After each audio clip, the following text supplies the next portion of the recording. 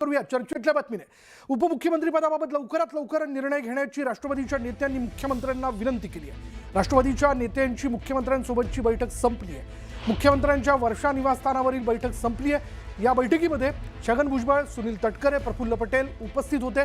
मुख्यमंत्र्यांसोबत नेत्यांनी तासभर चर्चा केली आणि तासभर बैठक सुरू असल्याचं कळतंय. भेटीत काय नेमकी चर्चा झाली याकडे सगळ्यांचं लक्ष लागलंय.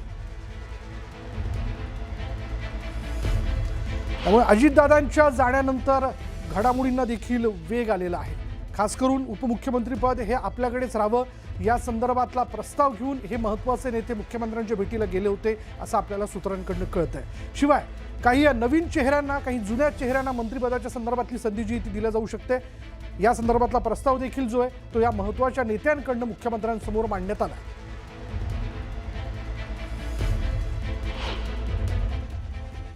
काही दिवसामध्ये लवकरात लवकर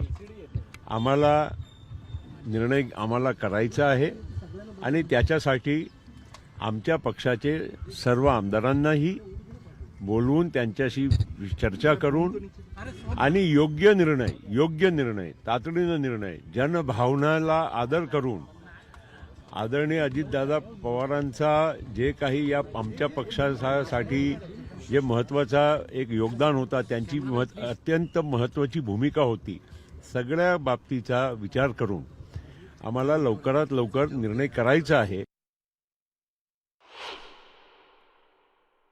सुनेत्रा वहिनी पवार यांचा कुठलाही आज आम्ही नावाची चर्चा केली नाही, पण ते आमच्या अंतर्गत विषय आहे. कारण राष्ट्रवादी काँग्रेस पक्षांनी कोणाला त्या जागेवर बसवायचा हे पक्षाचा निर्णय आहे.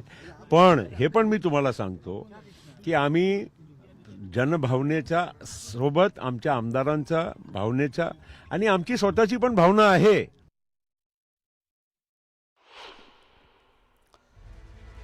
त्यामुळे राष्ट्रवादीचं नेतृत्व कोणाच्या हाती हा प्रश्न उपस्थित होत असताना आता या ठिकाणी आपण बघतोय छगन भुजबळ असतील, प्रफुल्ल पटेल असतील, सुनील तटकरे या तिघांनी वर्षा निवासस्थानी जाऊन मुख्यमंत्र्यांची भेट घेतली.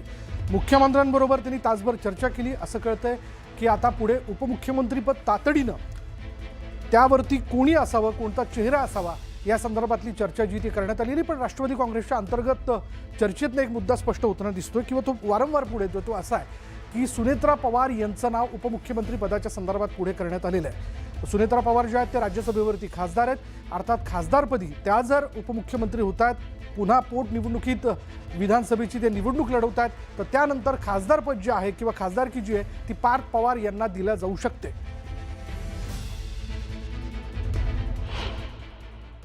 तात्पुरता सगळं काम चालू आहे.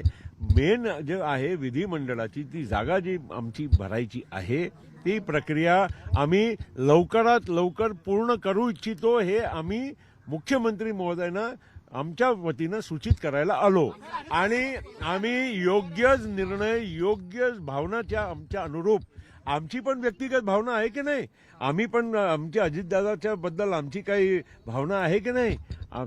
लोकांना दुःख झालं असेल तेवढं त्याच्यापेक्षा आम्हाला कमी झालं असं थोडी आहे.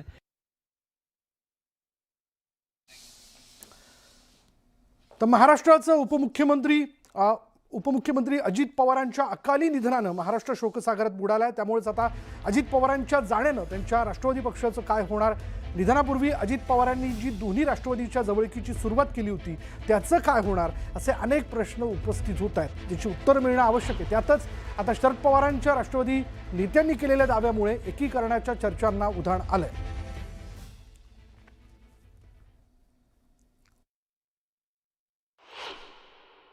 अलीकडच्या काळामध्ये ही भूमिका होती की दोन्ही पक्ष एकत्रित यावेत, एकसंघ पुन्हा आपण सगळे व्हावे आणि त्यासाठी माझ्या आणि त्यांच्या बऱ्याच बैठका देखील झालेल्या होत्या आणि त्यानंतर आमच्या पक्षाचे प्रमुख पदाधिकाऱ्यांची आणि त्यांचीही अलीकडच्या काळात बैठक झालेली होती.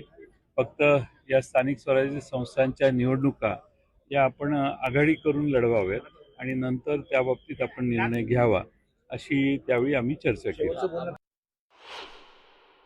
या विषयावर मी मगाशी म्हणालो की या विषयावरती आता चर्चा करणे योग्य नाही. आत्ता याला काही काळ जावं लागेल. या अनेक विषयात माझ्याकडे सुद्धा माहिती आहे. आणि मी याच्यावरती भाष्य केलेलं आहे. माननीय शरद पवार साहेबांशी सुद्धा किंवा सुप्रियाताईंशी याच्यावरती आमची अनेकदा चर्चा झालेली आहे. पण आता त्याच्यावरती चर्चा करण्याची ही वेळ नाही. वेळ द्यावा लागेल, थांबावं लागेल. राजकारण कोणासाठी थांबत नाही हे जर खरं असलं तरी झालेला आघात हा असह्य आहे. अजितदादांची राष्ट्रवादी आणि शरद पवारांचा राष्ट्रवादी गट एकत्र येणार का नाही याबद्दल चर्चा करण्याची ही योग्य वेळ नाही. अजितदादा यांचा संपूर्ण पक्ष राष्ट्रवादी पक्ष हा भारतीय जनता पार्टी महायुतीचा घटक पक्ष आहे आणि शरद पवार साहेबांचा पक्ष हा महाविकास आघाडीचा घटक पक्ष म्हणून कार्यरत होता. या प्रसंगामध्ये अजितदादांची राष्ट्रवादी आणि शरद पवारांचा राष्ट्रगट एकत्र येणार का नाही येणार याचा निर्णय आज होणार नाही. त्याबद्दलची चर्चा करण्याची देखील ही वेळ नाही आहे. संपूर्ण पवार कुटुंबावर दुःखाचा डोंगर कोसळलेला आहे. अशा परिस्थितीमध्ये या राजकीय चर्चा करणं योग्य नाही.